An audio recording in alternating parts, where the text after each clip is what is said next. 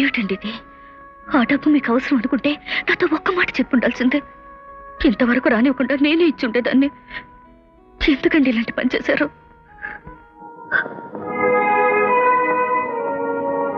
అమ్మా, బావను పోలీస్ స్టేషన్కి తీసుకెళ్తే ఊరంతటికి పేరున్న వాళ్ళం మనం.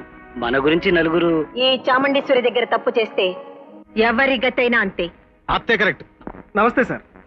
జగన్నాథం గారు మీరు పంపించిన డబ్బుతో చాముండేశ్వరి టెక్స్టైల్స్ లో వారి షేర్స్ మీ మిసెస్ పేరు మీద ట్రాన్స్ఫర్ చేసి డాక్యుమెంట్స్ పంపించారు. చూపించండి.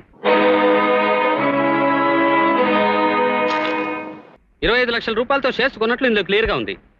మరి డబ్బు పోయిందని రిపోర్ట్ ఇచ్చారేంటి?